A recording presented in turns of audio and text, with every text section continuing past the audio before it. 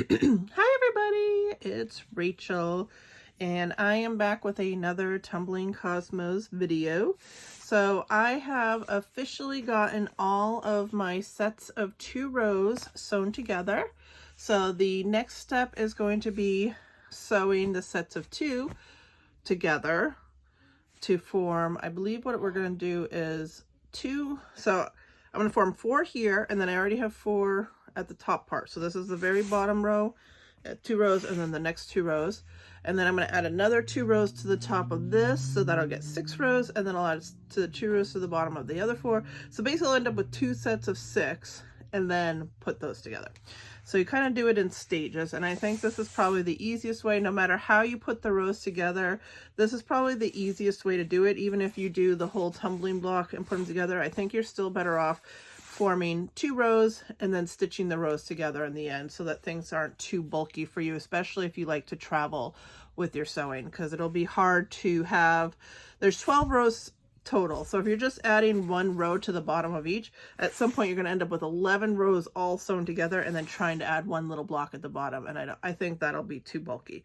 So no matter how you put your rows together, this is what I would suggest, is 2 rows at a time and then stitch the rows together to keep that bulk kind of similar as you're going. So I have not stitched these together at all yet, so we're going to do this live basically. So you're going to see my entire thought process on how to do this. Should be fairly straightforward, I guess. Really all I need to do is line this first one up, start stitching, and call it a day. But I think I'm actually going to start at the end, so I stitch right to left, and so it'll make more sense if I start this side and just stitch this way. So that's what I'm going to do. So let's go ahead and get into it. So the first thing I'm going to do is take my sew tights. I love these magnets, so if you have them, and actually these might even, this might work better with clips, but we're going to try the magnets. So you want to flip it over, make sure you're doing the right ones. Be really careful about that, because the first one's going to be where it's all going to go wrong, if it's going to go wrong. So I have that lined up pretty good, and it's not too bad. So I'm just going to kind of like fold this up a little bit. Don't be afraid to fold your papers, just so my bulk isn't so high. And I'm going to put on my glasses. All right, so we'll take our thread. You never want to do your thread too long. I usually have enough to do like 2-3 sides with my length of thread, and I should be able to do, you know, I shouldn't have to cut my thread too much when I'm doing this, because this is all going to be connected basically. So we have our thread all threaded, and I believe the first side, I'm going to go for it. I don't think it was this side. I think it was this side. This is the hardest part. And obviously you want to make sure that you have the right rows. So I have I, J, and then this should be K and L. Okay, so they're all going in the right order. Let's see. All right. So we will just jump right into this and see how this works. So this first one actually isn't too bad. I thought this one would be the bulkiest, but that's kind of why I was saying, you know, stitching these together when they're about the same amount of material, if that makes sense. Like I said, if you have 11 rows all stitched together and you're trying to stitch on 1 block at a time at the bottom, it's probably going to get really cumbersome to flip around and everything. But by the time we're done this, we'll have 6 and 6, and those are about the same size too, so it just makes it a little bit easier as you go.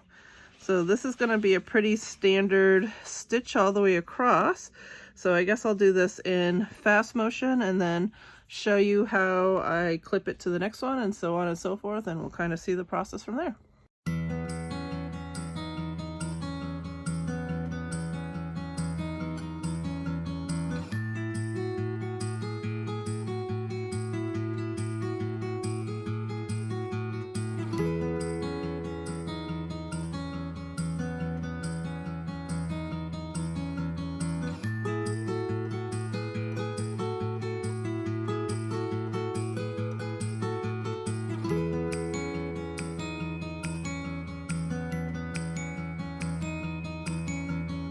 All right, so we got our first side stitched up. So we're going to unmagnet and hopefully we did the right size. Yay, we did. All right, so the next one is going to be here. I'll make sure all of our tails are out. We don't want tails stuck anywhere. I had mentioned in another video that when I cut my tails, I cut them pretty big. I had a problem right in the beginning with my tails. So you want to make sure you kind of wiggle these so that they go the way they want to go, because otherwise you're putting strain on the seam that you want to work on. So like I have this kind of folded this way, this going up that way, because that's going to make it a little easier. And then we'll just tilt it up and keep stitching. So when I first started, I got a tail that got caught in one of my front side seams, and it was the teeniest tiniest little tail, and it was so small there was no way I could pull it to the back, and so I ended up just having to cut it even closer, which I don't really like to do. So now I've been cutting my tails longer, so if that happens again, hopefully I can pull it to the back, but also because as I'm stitching I can kind of fold them out of the way and not have them being away. So I think that works pretty good. All right, so we will go ahead and keep stitching this line and see where we get from here. Probably stitch a couple together in fast motion. This seems to be pretty straightforward. If I encounter anything, I'll let you guys know. Now, here's where all these points come together. It's like basically a star. So if I feel like there's a little bit of a gap, something I have been doing is, you can see these two pinks. I can show that. So these two pinks are opposite diagonal from each other. And so what I've been doing is starting this line with my 2 stitches. I don't tie a knot here. I never tie a knot at the beginning. I start with 2 stitches so it's nice and tight, and then I'll do like just a little cross stitch between the 2 pinks to kind of cinch them in together. And that's been working really well. I haven't had to do that with every single intersection, but if it seems like there's a little bit of a gap or a hole or anything, or it's loose, that has worked really well for me. So just a tip as you're going in, that's not just for when you're doing these rows together. Whenever you have anywhere where they all come together like this for the star, you can do that same thing. So it's just on a case-by-case basis, not necessarily something I do every single time, but it has worked out so far for me. So we'll go ahead and keep stitching a few of these and show you where we're at with that. And yeah, this is pretty straightforward step of this, but I hadn't done it before, so I just wanted to do it live and see what the struggle would be. Seems to be pretty easy though. So we'll keep going. See you guys in a little bit.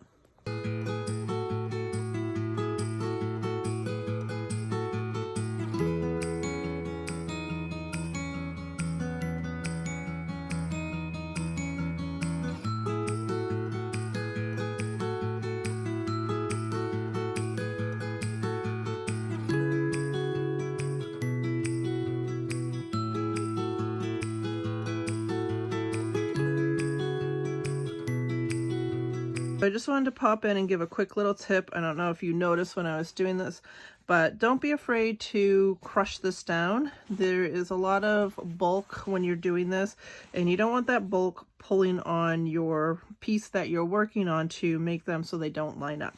So, you know, you can crush it down. I crush it down with my hands so that I can get better access to it.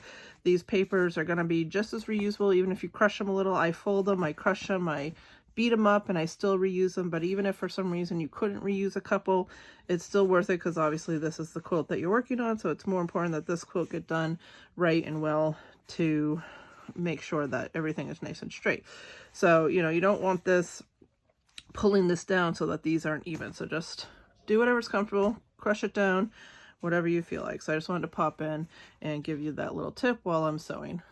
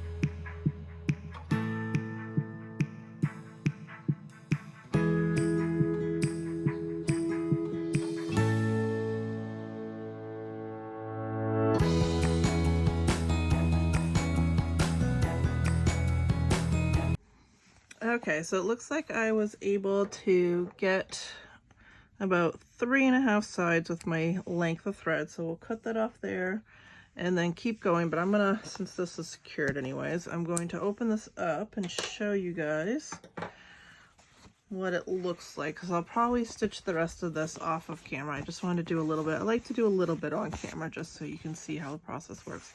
But you can see that's all nicely stitched. Can't even tell that they were separate rows not too long ago, and then we still have all this to stitch in. But it actually was an easier process than I thought it was gonna be, but I definitely think doing it this way, where you do 2 rows at a time, makes a huge difference. It really reduces the amount of bulk, or at least for both sides. Like it's the same amount of bulk on both sides that you're doing, because I just really think if you had all this top bulk, the whole thing, and you were just trying to stitch on one here, that would be pretty difficult.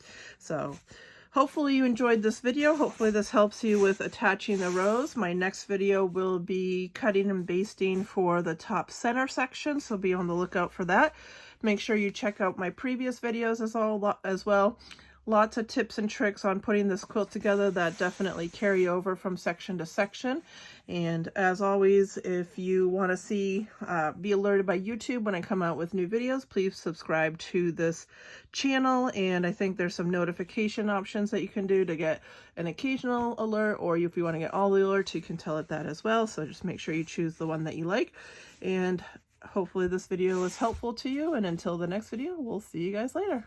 Bye, everybody.